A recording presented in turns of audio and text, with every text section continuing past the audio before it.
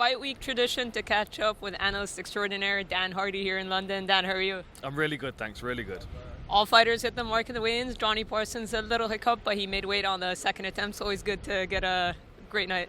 Yeah, for sure. It's always frustrating when someone misses weight, but the fight's going to still be on, and we'll still get a full card. And there's a lot to look forward to. It's kind of flown under the radar, this card has a little bit, and I feel like there's some standout fights on there that they're going to deliver on the night and going to surprise a few people, I think.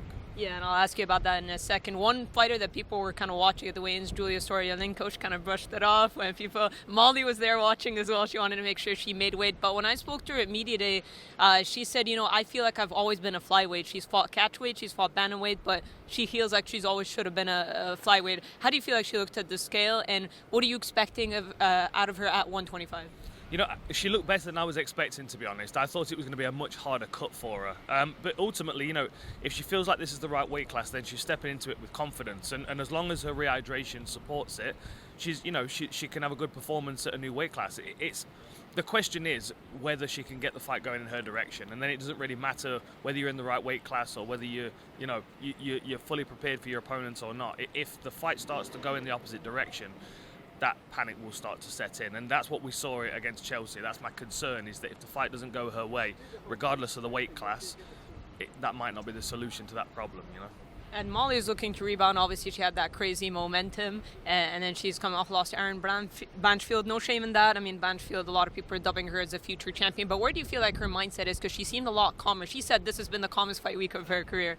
Yeah, well, I know her conditioning is on point for this one. I mean, she's always worked hard on her conditioning, but I know she's changed a few things. I think physically she looks a lot better. Like, she looks a lot more sturdy. I know she cut less weight. I know she's going to rehydrate better. So, to be honest, I think that she's in a different mindset to where she was in her last fight, both physically as well as technically. Like, any problems that she had in the last fight, she will have addressed in this training camp. I think the same kind of problems she could potentially run into against Stollurenko, which means that, she's going to be working on her scrambles, her takedown defense, she's going to be working on her armbar defense. All of these things are going to be important for tonight, and all things that will have been motivated from that last fight, So I feel very confident for Molly, and she always does really well with these big pressure situations. Co-main event, she's been wanting this O2 Arena spot for a long while. She's going to make the most of it. And again, she's ferocious, she's good pressure. I think her takedown defense and her strength is going to look a lot better in this one, and I'm just excited for her to have this opportunity, honestly. Do you see it as a must-win for Molly? At this stage, I think they're all must-wins. She wants to progress, she wants to get as close to a title shot as she can within a short period of time. Like, she's had a setback and she had good momentum, and that's going to be something that's mainly on her mind, getting back on track. Once she's back on track, she can get into the rankings and figure out, what the next logical step is. But at this point for her, it's just about getting back on track. And I think that once she's there, she'll be steamrolling again. She has such momentum behind her and such support when she's in a good place. And I think the UFC investing in her, putting her in the co-main event, is going to do a lot for her confidence as well. Is it as simple as striker versus grappler in your opinion in terms of their approaches, Molly and Julia, or how do you see this fight playing out? I think that's a good way of boiling it down. I think there are more complexities for Molly because of the way that she strikes. I think that she has to settle into her stance a little bit and throw straighter down the pipe. Not be throwing those big looping power punches too much. Because that's where excitement of the co-main event works back against you, because she's going to be trying to take her head off. She's got those spinning elbow knockouts. She might be trying to replicate that. She doesn't want to give her back. She doesn't want to be tangled up in any way. She wants to have nothing but the knuckles of her gloves and her feet really touching her opponent. And I think that's got to be the game plan, Another thing I think might be beneficial is switching stance as well. Like, Stollurenko really seemed to struggle against the southpaw, and I think that's something that Molly could do. She does step through with her power punches. It's all about managing that space between their hips. If she gets tangled up, Stollurenko can pull arm bars out from all over the place, and that's really got to be the main concern. And in the main event, Tom Aspinall takes on Marcin Tybura. He's a pretty big favorite. I know the last one didn't go his way. 18 seconds in, he blows out his knee. But even he said, I don't know why people are underestimating Marcin Tybura as well. Do you think people are sleeping on him? Yeah, absolutely. Marcin's been around a long time. He's at a very high level of competition for probably a decade now. He's got more experience than Tom. He's been active more recently than Tom. He's a BJJ brown belt.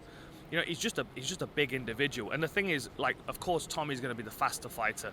He's going to be quicker off the mark. He's going to have faster hands. I would imagine punching power is going to go in his direction as well. But ultimately, if this fight starts to go into the second round, third round, this is where Tyburas kind of plod in, walk you down, and club you with heavy hand style is problematic. And we saw what happened against was it Romanov, wasn't it? It's not the last fight, the fight before, where he just kept getting picked up and slammed in the first round. He was able to regroup and he was able to get himself back on track. He's a very stoic fighter. You're never really sure what's going on in Marcin Tybura's head. You know what I mean? He's just he kind of marches along. He's kind of got this kind of a grin on his face, like the fight's always going his way, even when it's not. I just feel like as long as this fight goes, the more chance Marcin Tybura's got to get into it. For me, Tom Aspinall's got to get him out of there, first, early second round. Otherwise, it's going to be two big bears wrestling, and that's where Tybura's size and experience come into play. Yeah, and I was about to ask you, because both guys have relied on their ground a lot throughout their UFC career to get wins. Do you feel like it's in Tybura's advantage to try to grapple a lot, heavy clinch, to try to drag Tom into deep waters? I certainly think it'd be a good place to invest in it with his game plan. I mean, he's most likely not going to have all the success that he wants. Tom's a good grappler. As I said, he's probably going to have the speed and the athleticism advantage in this one. And he's also been trained by his dad since he was a little kid. All of his grappling skills are so embedded in his central nervous system that's why he can move so quickly through those ranges. It would be an investment for Marcin Tybura to tie him up and slow him down and make him carry his weight as much as he can. To hope to try and find opportunities to sub him in the later rounds. Tom's always going to be difficult to deal with. The timeout, it's just been over a year, right? Just a couple of days over a year. His determination, for this fight in the main event, is going to carry him through a lot of bad situations when he is being tangled up and tied down. However, if Tybura is able to do it consistently, then it's going to weigh on his central nervous and his cardiovascular system, and that's. For me, that's where Tybura wins this. Later rounds, slowing him down, mauling him. I think Tom's got to get it done quickly, and I think he knows that. And it doesn't seem like his stock has dropped at all. I know it's a loss on his record against Blades, the time off, but he's a big favorite. People are still talking about him as a future champion. The division is wide open, so I think it's a good spot for him. Where do you feel like a win over Tybura puts him? It puts him right up there. The heavyweight division right now is wide open for someone to really step up and have a couple of good finishes.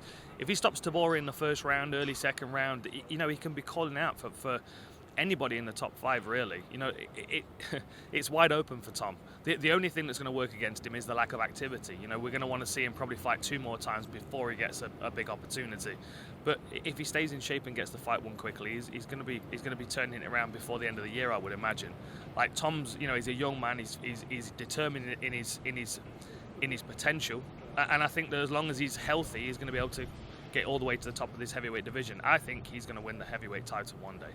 It wouldn't surprise me absolutely whatsoever, because he's just got everything he needs, and I think we're going to see a glimpse of that tomorrow night. He's hoping that he gets to fight Jon Jones one day. We don't know if Jon Jones is going to stick around. He even said, I don't know, he might not know who I am. But do you think he could pose potentially the biggest problems for Jon Jones out of all the heavyweights? Yeah, for sure. The other one to really keep an eye on is Ciryl Gane. But you look at how Ciryl Gane moves, and you think to yourself, well, that's the main problem at heavyweight that he's got. Is he moves well, he's very fast in and out of range. But Tom Aspinall can do that as well. But he can also hit, and he can also grapple, and he's also got submissions. So it's almost like you take maybe 20% of the movement of Ciryl Gane, and you give 20% of that in power, and you've got Tom Aspinall. And I feel like that is the right mix for the heavyweight division. Ciryl Gane's always a little bit flighty in his movement, and I feel like Jon Jones is always going to be able to take that away with his leg attacks and with his wrestling.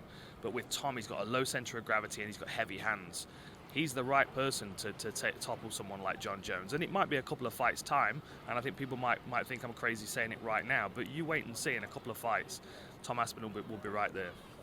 And before we wrap up, I wanted to look at the rest of the card. Where do you feel like is either the sleeper fight or someone under-the-radar fighter on this card? The one that I'm really, really interested in is Paul Gregg against Andre Muniz. I've been high on Andre Muniz for a while. I think his little armbar sliding off the back, it is very, very slick. And, he was disappointed in his last fight. He got subbed in the third round, and it was just, he was standing on the outside, throwing a lot of kicks, never really looked particularly comfortable in that fight. And then you've got, Paul Craig, potentially one of the best grapplers off his back in the light heavyweight division, moving down. He's a huge individual. He's got very, very powerful kicks. You know, something I feel like he needs to believe in. You know, they're almost mirrors of one another in that sense. They like to fight on the outside with kicks, and then their jiu-jitsu is the main facet of their game. I feel like Paul Craig is going to be huge in this weight class, and if he can get these fights to the floor, he may be more dominant in grappling at middleweight than he was at light heavyweight. But I'll always say the same thing. I want Tom to believe in his striking. I've seen him hitting pads, and I've seen him move, and if he starts to land those shots on people, he'll start knocking people out. And I think it's just a little bit of belief that he needs in that. Talking about Paul? Yeah. Yeah, Paul. Sorry, Paul. Yeah, sorry. Yeah, Paul Craig, for sure. Like I watched him when he was fighting in Australia. He was hitting pads in the hotel. It felt like the whole building was shaking when he was landing those kicks. And I feel like, you know, if he believed in his striking a little bit more, especially with the range and height advantage that he's going to have at middleweight, I feel like he's going to be really problematic. Really, what I'm most interested in seeing these guys tangle on the floor. I want to see how their grappling comes together, because I feel like Andre Muniz is very, very underrated in this weight class. And, you know, middleweight needs a good grappler, right? We need a good grappler in this mix. It'd be really interesting to throw one in with all these strikers. And he's obviously making his middleweight debut. I saw a tweet, I think maybe because he was talking to TNT Sports, but something Paul Craig apparently said he's going to be 218 pounds on the night. So how do you think he looked on the scale? And if he's going to walk in at 218 pounds, he should have a big size advantage. Yeah, you know, I thought he looked really good on the scales. I was concerned because, I mean, what is he, 6'4", 6'5"? He's a big dude. Like he did one of my seminars a little while ago, and just the way he moves, I'm like, God, he's a really good prospect for light heavyweight if he gets everything to come together. So now moving to middleweight, I just think he's increased his chances as long as he rehydrates and he's healthy. If he's anywhere around 200 pounds, I'm confident that he's going to look really good. It's just a case of maintaining it, you know what I mean? Like coming down to middleweight once is good, but then if you have to do it a few times to get to a title shot, that's when it can become rather arduous on the body.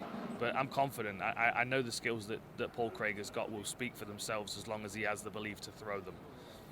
One last one. Is that your fight of the night, or you have another pick? Casey's always in for a pick. Is it Joel Alvarez he's fighting? Yeah, I mean, that, you know, you've got two long range fighters, two guys that just flow through ranges so slick. I mean, Casey hits like a truck, and we saw him. Was it Timu Pakalen he knocked out? I always remember John Gooden say he marbleized him. What a great word! What a great line for it. I mean, again, Mark Casey, he's underperformed at times. You know, against Hakparast, I felt like he could have had a much better performance. Against Joel Alvarez, he's got someone who's going to have probably a height advantage over him, but also can grapple off his back. The question is, where does Casey take it? And I think, to be honest, if he keeps it on the feet, it's a much better fight for him. If he takes it down, uses his wrestling, then there's potential to get tangled up in triangles and stuff like that, and them long legs. But a really exciting fight nonetheless, and both of them have got a lot of potential in this division, I feel like, when they find their feet properly. All right, well, Dan, I really appreciate the insight. Thank you so much.